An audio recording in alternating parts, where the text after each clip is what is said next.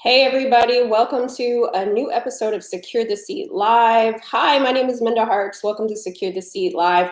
Last week was bananas, as most of you know. A lot of the systems were down, so we didn't get to have our live show. And today I wasn't planning on having one. I was going to take today as a self-care because I'm on virtual book tour. But because last week there was some difficulties on StreamYard and Instagram and Facebook and all the places, I was like, you know what? Today, in honor of almost a week of my new book being out right within, I'm going to do a special edition of the show, and I'm going to give away 5 autographed copies today. So we're going to have a little conversation about the book. I'm going to do a little bit reading. I wore my authentic outfit with you. I got my Jumpman clothes on today. And I don't know if Kanika Tolver, my friend, is watching, but if anybody follows either of us on Twitter, we have this rivalry, but we're both big sneakerheads and we like to flex on who has the dopest sneakers. And so there's so many different sides of all of us, right? And so we have a really good time, and our friend Julia Rock too gets in on it, and we like to flex. And so I don't know if Kanika's watching, but I wanted to show you one of my favorite pairs of sneakers, which I call these my memo Nikes because it's that orange, but you know, just a little something, just a little something for your viewing pleasure. You know, just a little bit, just a little something.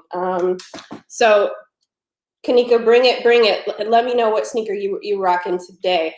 But I'm so happy to be here with you all. If you've been rocking with me in the last week, I've been on virtual book tour. I also have kicking off another week of virtual book tour tonight. We're going to drop that link in the chat so that you can join me. Tonight I'm with Eve Rodsky, hosted by Luminary. Tomorrow I'm with Dr. Thema Bryant. If you don't follow her online, she'll help you get all your life together. Then Wednesday, my friend Mina Harris. On Thursday, my friend Jovian Zane. Friday, we're doing a Twitter Spaces chat with some of my peeps. So I hope you will join us because, and if you haven't signed up for the book tour next month, I'm doing an official book tour with my friend Dr. Nika White at Nika White Consulting. All of that is in the link that we will drop in the chat today. So I'm going to start today's conversation with reading just a passage. If you have not started reading Right Within, you still can purchase it. It was named a #1 new release last week. Thanks to all of you. Success is not a solo sport. I can't do this by myself. And so I'm so appreciative of how you rock with me, how you support me, but ultimately how we collectively heal, right? It's so important that we do that. So I'm going to read just a little bit out of my book, and then we're going to do some conversation and a giveaway. Since I'm not on a traditional book tour like I was on the memo, I don't get a chance to sign your books and meet you and those sorts of things. So I wanted to be able to gift 5 autographed copies today. So we'll talk about how you get those as well. So one of the main things I think about healing is we first have to address that we're even in pain. I think as communities of color, we haven't been able to name our pain like others. And so the first step in that is acknowledging that we have been harmed. So I'm reading from a chapter called Addressing the Pain, and the section is called Healing Takes Time. I hate to have to tell you this, but healing from racial trauma might not happen overnight. Well, at least it took a lot longer for me. So I hope you will try to look at it as a marathon, because your healing will always going to be slow, progressive change. Any change that comes about too quickly most likely will result in a false sense of security. Please take the time to heal and run your race. Healing is not an after-school special over in an hour. It's just the beginning. And I have to admit something else to you. After just 2 years in corporate America, I experienced so much racism at work that I began to think it was normal. Hence why I was always able to sweep it under the rug. I no longer batted an eye when someone white said something out of pocket or inappropriate to me or about me. It got so bad on most days that if I had made it a few hours without some racialized comment, I considered it a good day, just like Ice Cube. That is, before his failed contract with Black America. No woman should have to go through her workday with wins like that. I was often the only Black woman in the room, and I figured if I was going to survive, I better learn how to smile through the absurdity. You know those times when Chad or Cindy say something racially charged, intentionally or unintentionally? Then one of 2 scenarios take place. One, everyone laughs, or two, there's an awkward silence and we move on to the next agenda item as if there's nothing to see here. As women of color, we learn to smile differently in the workplace. We learn how to smile to keep from crying because no one in that room felt it necessary to humanize us in our experiences. White colleagues can see and empathize with the pain of women who look like their daughters or sisters, but they can't seem to recognize our pain. They swear they don't want to see the angry Black woman come out to play, yet they're always testing to see if she might show up. This is not a remake of Candyman.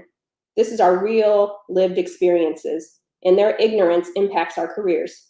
Not only are we racially insulted, but now colleagues who we thought were friends pretend nothing offensive took place. Or if they did mention it, they say no harm was intended.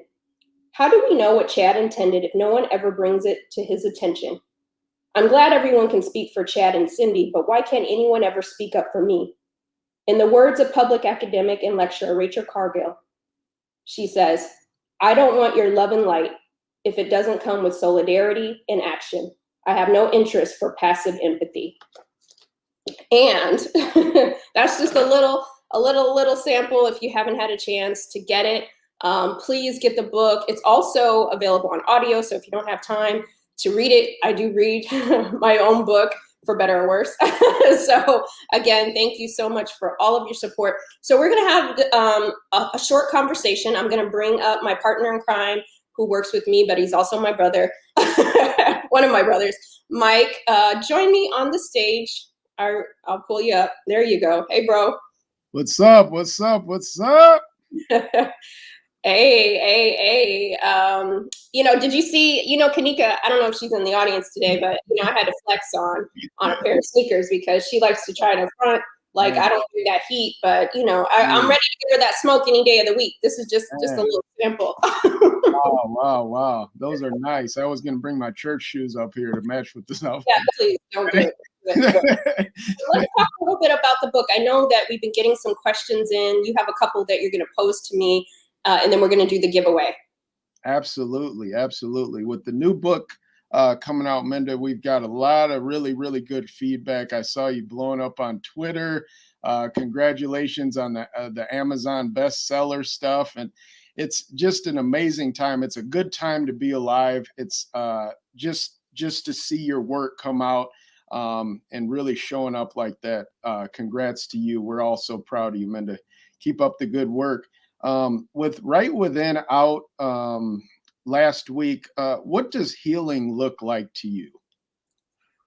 Yeah, listen, I want to pose that question to folks in the chat. I know you're watching on LinkedIn, Facebook, not Instagram, Twitter. Go ahead and put what healing means to you. I would love to know that. Healing, Mike, has really been a journey, right? For a long time, I didn't even realize that I needed to heal from racial trauma because I had normalized the treatment. I had told myself that this is just the way it is for a Black woman in the workplace. Like, what does good look like? I don't know. We have good days, right, at work, but it's always shrouded in something. It's almost like, it's October. So a lot of people, who celebrate Halloween, you think about some people watch scary movies, and I think about the workplace sometimes because as a person of color or somebody who feels like they're on the margins, you never know when it's going to happen. You could be like chilling, drinking your coffee, tea, your favorite water brand, and the next thing you know, you pick up the phone and the call is coming from somebody in the cube next to you down the hallway. You're like, it's happening right in the house. And there's like nowhere you can go. There's like nowhere you can turn, or you feel that way, right? Mm-hmm. So for me, healing, even when I started to write Right Within, it has changed for me. But healing is not a sprint, it's a marathon. And I am committed to everyday practices to make sure that my mental health, essentially making sure my mental health is intact.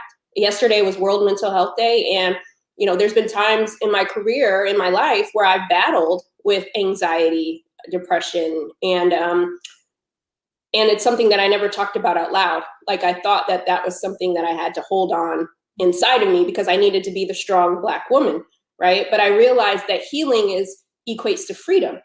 I no longer have to feel confined to those feelings, right? That I can release myself from that at any given time. And also too, knowing that Mm. just because I'm in a You better preach, girl. just because I'm in a toxic situation doesn't mean I can't commit to myself. I can't commit to the process, right? We all have to go on our process. And so healing is freedom.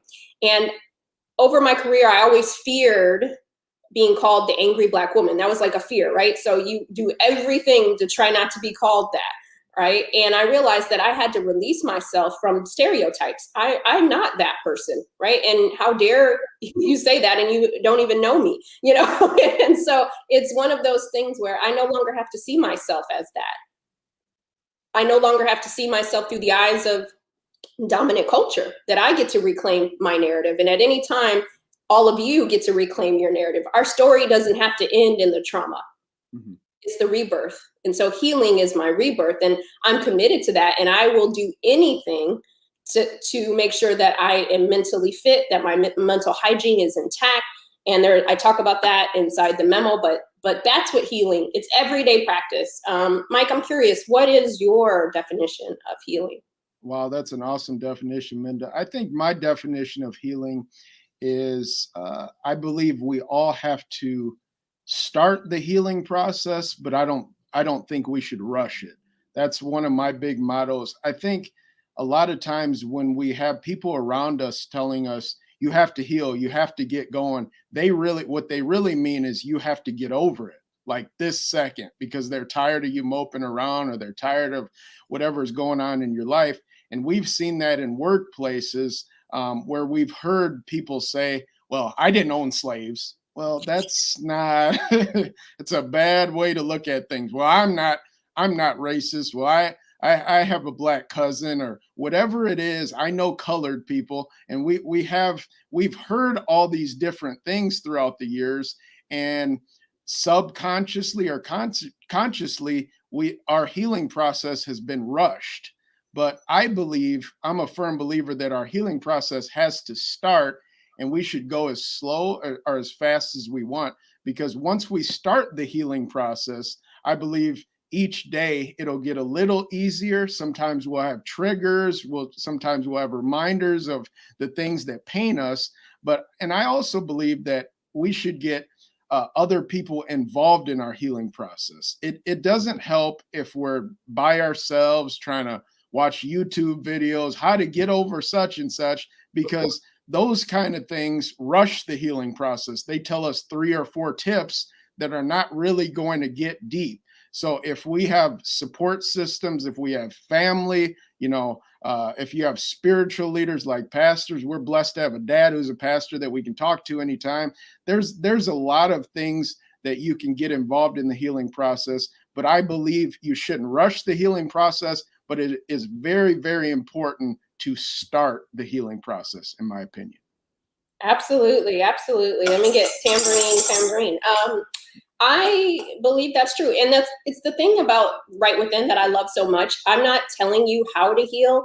I'm inviting you to investigate what healing could look like for you. But if you've been exposed to any type of trauma, you would maybe consider what healing could feel like, right? To release yourself of that, because you should have never been exposed to it in the first place, right? And so in order for us to, our healing can't be connected to if our colleagues have an unconscious bias training or not, because that will only, it's a temporary fix, right? But healing is for us. And so I'm just so excited for those who haven't got a chance to read it yet to consider what that might look like. What other question do we have? Amazing, Minda. Why this book, Right Within, and why did you bring it out right now to the world? Yeah, great question. So for me, I really had no intentions on writing anymore after my first book, The Memo. But when I realized I was still on my healing journey, and a lot of the emails and messages that I get from people, I realized that they're still battling things that the Chads said, or the Cindys or the Karens or whomever, or even the the Dantes and the Keishas, people who look like us. Like, you don't have to be a white person to uphold white supremacy in the workplace. There are people of color who are also upholding those standards, and it causes us harm too. And I realized that, again, healing it's a must for our mental health, right? It's for our mental health, it's for our body. Black women in particular die at early rates due to chronic stress, and I do believe that's partially due to racism that we encounter inside and outside the workplace. And just as communities of color, we have high blood pressure, we have diabetes, a lot of these different things that I feel are brought on due to chronic stress. And so it's so important that we have maintenance strategies, that we have healing strategies, because this world will try and suffocate us, and we have so much life to live. And so I just wanted to add to the body of work. I'm so proud of Right Within. I mean, I love the memo. That's my first child. You only love your first child like no other, right? They hold a special place in your heart. But I knew that I grew from writing, from my time of writing the memo to Right Within. And I'm really proud of this body of work, in addition, as a big sister. And so just to kind of let the workplaces know that we can have psychological safety, but we can't do that on our own, right? But there are pieces of this healing puzzle that we can have. And I just started to think about all the people who came before us that died with trauma on their lips and in their bones due to work-related stress, right? And so we should be able to do the best work of our careers. That should not be dependent on what color you are, how you identify. Everybody should be treated with dignity and respect in the workplace. And so I think that that's so important. So yes, we'll drop that link in the chat if you haven't had a chance to grab that. It's just been so beautifully overwhelming and humbling to see many of you opening up your books, tagging me in the pictures, telling me what your favorite chapters. I was surprised people had finished the book within like 24 hours in some cases. So it just means so much to me that we get to heal together. I think we have time for one last question, Mike. Amazing, Minda. And we'd like to thank everyone also for please keep tagging the book on Twitter, Instagram. Minda sees your love. She sees your support. Do not stop. Let's make this second week strong. Don't stop. The world needs to hear this message. So last question, Minda, what do you think? What do you believe when you wrote the book Right Within? What do you want readers to get out of it? What is the deep message you want readers to get out of it? You talked a little bit about it in one of your answers, Mike, but that we don't have to heal alone, and we don't have to suffer in silence, and that we can live our best lives inside and outside the workplace. It's not reserved for certain people, right? And also too, I want people to realize that you should have never been exposed to that pain, right? Trauma, you didn't ask for that, but because you have been exposed, you don't have to keep it with you. You don't have to harbor that, right? What would it feel like? Erykah Badu said, one day all those bags gonna get in your way, so pack light. What if you drop those bags off? Or somebody says something to you, you leave it on the Zoom. Don't take it to your next room with you, right? Like, we don't have to hold on to somebody else's baggage. And so I want that for us. And if we're healing, then we have tools to pass on to the next generation. You think about intergenerational trauma. Oftentimes that's happening because we haven't done the healing work to pass it on to the next generation so that they have healthier environments, both inside and outside the workplace. So our healing is not just for us, it's for the next generation. And so I take that very seriously. And so I wrote Right Within to say, hey, you should have never had to experience this. Definitely, just because you identify as your race or ethnicity, you shouldn't be treated less than or subpar or like a second-class citizen. You should be seen, right? And if you're not in a space to do that, or you're sitting in a space where you're not able to leave, what tools do you need to make it work for you? Not make it work for them, make it work for you. And that because sometimes we're not able to leave and go to another job, but we still can heal, in my opinion. And so I wanted that. But then on the other side, I wrote this book for our managers, our leaders, our allies, our colleagues, because two things can be true at the same time. You might not have intended harm, but it caused harm. So what are we going to do about that? We can't just hang on to those greatest hits. Well, I didn't mean any harm. You took it the wrong way. Okay, well, you might not have meant harm, but I'm letting you know that these are my boundaries. And no, I don't want you to touch my hair anymore. And I'm not going to hold on to and worry about how that made you feel, because you're impeding upon my space, right? Like giving ourselves permission to create those boundaries without fear. Audre Lorde said we've been taught to value fear over ourselves. And it's time that we value ourselves first. And so I'm just so excited for you to read it again. I always say I don't have all the answers. I'm just telling you my story, and hopefully you can grasp something out of it, and make it incorporated into your everyday practice. Healing is not a one-time event, it's a lifestyle. So I want you to commit to keeping your mental health, your mental hygiene intact. In the moment that someone tries to impede upon it, I want you to consider what it would be like to have a conversation with them, right? It's not always what you say, but how you say it. And I hope that our allies, success partners will be courageous listeners, because oftentimes when we tell you something, you make it about you, and then you get your ego involved, and that's not how we get to resolution. Aaliyah said we need a resolution. You telling me that I took it the wrong way, that's not getting us to a resolution. That's actually creating more conflict. So it might not have been your intention, but it did cause harm. So let's move from there. First step is I apologize. That was not my intent, but thank you for feeling safe enough to come and tell me that. Now I can be aware of it going forward. Look how now we can both go do our job, right? So I think that's so, so important. But Mike, it's time to give away some books.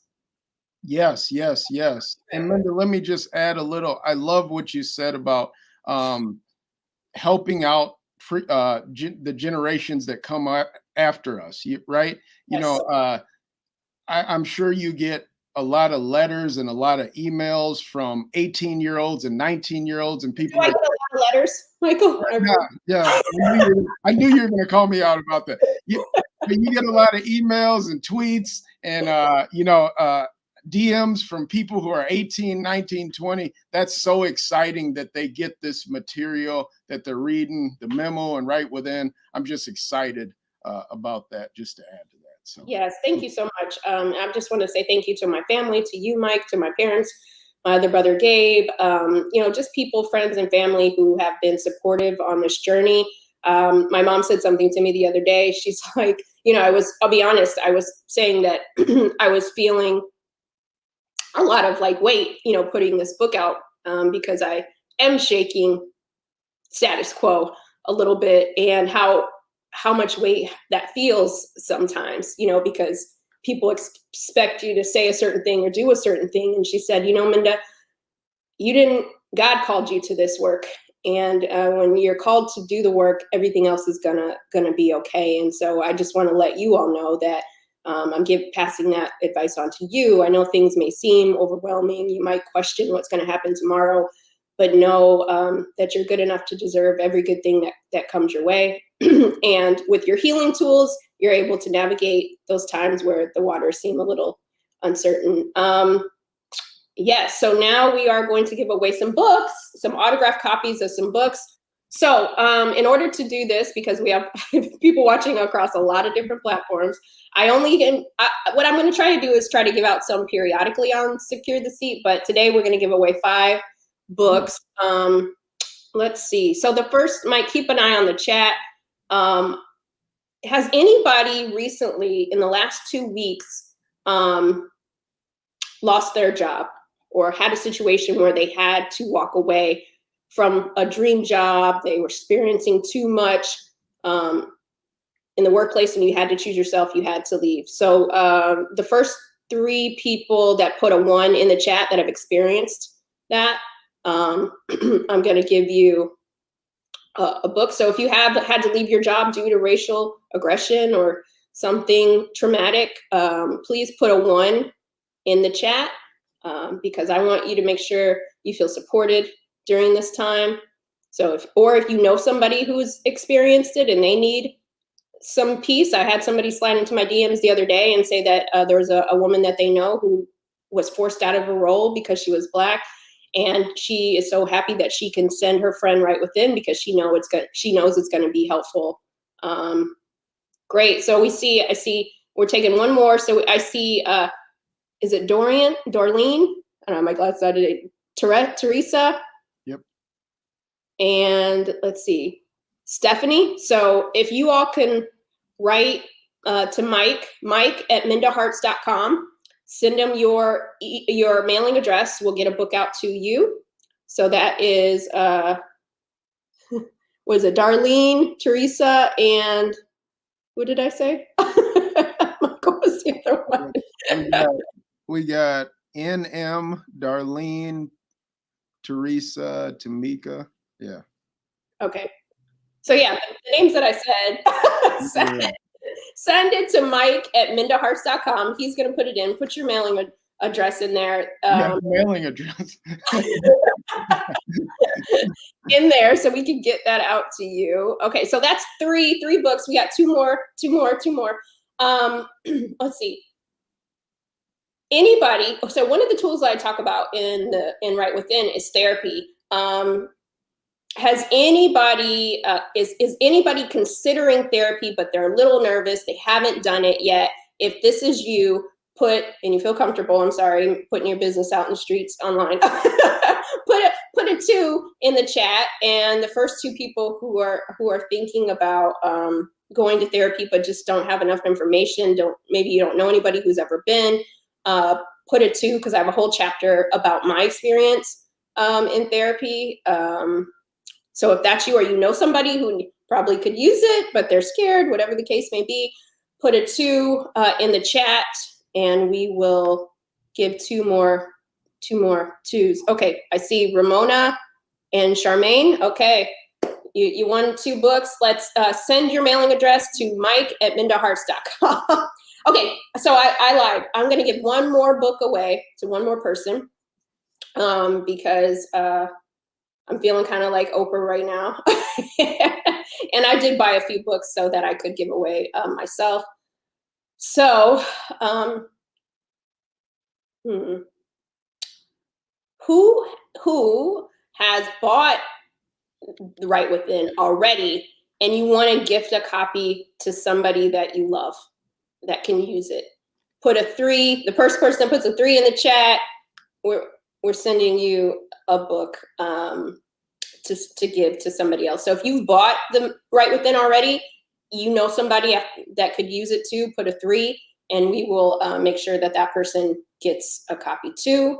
So put your 3 in the chat if you have bought one and you'd like to gift this autographed copy to somebody. Now I see somebody, LinkedIn user, but your name is not coming up. So, okay, I'm sorry. So we're gonna go with Rashida. If you send a message to Mike at mindaharts.com, we'll get you a book. And whoever that LinkedIn user was that came up right before Rashida, send me a DM with your information, because I can't see your name. And I'll make sure you get one too.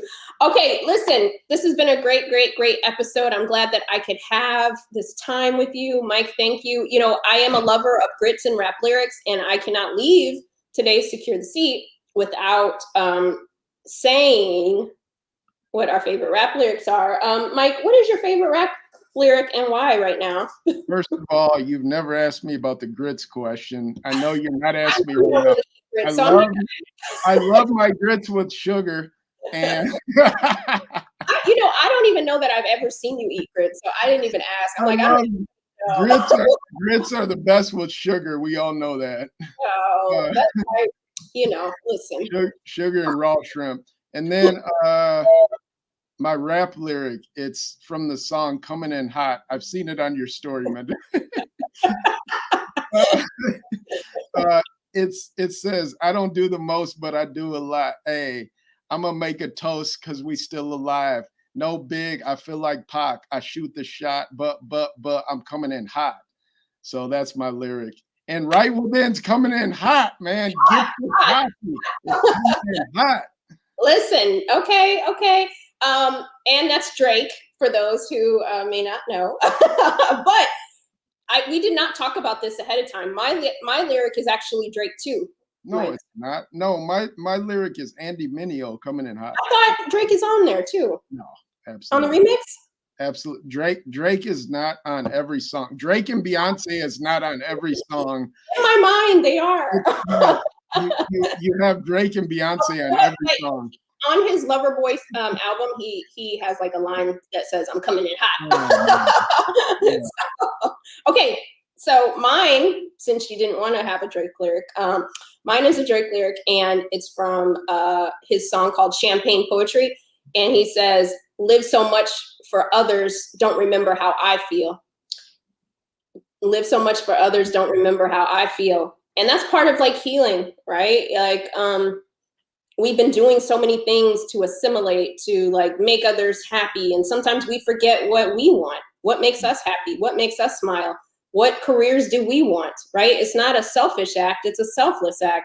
And so I would encourage you as we go into this week is, what would it look like for you to center yourself, right? We all lived for other people. What would it be like to live for yourself? Because when we do find those happy pockets or that happy place, others get the best of us. They get the best versions of ourselves. When we're wounded and harmed and traumatized, the people who love us the most, they don't get to see, they don't get to experience the best versions of ourselves. And we don't get to meet the better versions of ourselves. And so I would encourage you to continue on your healing path. Definitely pick up Right Within. And join me this week. I'm on book tour, virtual book tour. Amazing week 2. I have an event tonight, every night this week, except for Friday. Friday is a Twitter space, but I hope that you'll join the conversation, that we'll continue to unpack this together. The final question is that I always ask my guests are, what's one thing that people can do to make the workplace better than they found it? Mike, what's your answer today? Yeah, I think going with the theme, Minda, get that healing, start that healing process, and that healing is for you. It's not for your boss. It's not for your colleagues. It's not for people around you. It's for you. And once you show up healed, you'll show up as a better person, and people will feel that healing all around you. And don't rush the healing process, but make sure you start it. Absolutely. One way that we can make the workplace better is in the book, I have what I call a manager's pledge. And I'm asking every manager to commit to daily practices of equity. Even when you make a mistake, you will commit. And I think that part of making the workplace better is that we're all going to make a mistake. We're all going to say the wrong thing at the wrong time. We may not be as educated in certain things, and we might slip up a time or two, but committing to the equitable practices, committing to equity each and every day, right? Because we're all going to make a mistake, or we might offend somebody, not intentional, but when we do, how we respond is really going to be key, right? Because someone else might be on their healing path and they might relapse based off of what comes out of our mouth, right? And so think about how you're showing up, how you're responding to people. We can all be courageous listeners. I talk about courage a lot. Courage is the ability to do something that frightens one. And if you are initiating a courageous conversation, awesome. But if someone is initiating one with you, then are you going to hear them out, right? You don't necessarily have to agree with everything somebody says, but we can be respectful of how we respond to someone. So with that said, thank you so much for joining us on today's Secure the Seat. We decided just to have a little fun today, and I appreciate all of you being here. You can watch the replay and any of our past episodes on, I stream primarily off of LinkedIn to the other platforms, but we put all the replays on YouTube. So go subscribe, just put in Secure the Seat Live, and you can, I mean, so many gems are dropped every Monday. So go back and fill your cup, and just appreciate each of you. Thank you so much for all of your support this week. It means more than you will ever know. When I was at the most traumatized time in my life work-wise, I sat in my car and I cried a deep cry, and I had no idea that crying those deep tears, wondering what I was going to do after that, those tears had dried up, I had no idea that I would turn that pain into one of my biggest triumphs. And you have the ability to do that for yourself as well. We can control this narrative. We can take control of the narrative at any given time. It starts today with our healing. I'll see you soon. Keep securing your seat. Have a fantastic week. Pick up right within.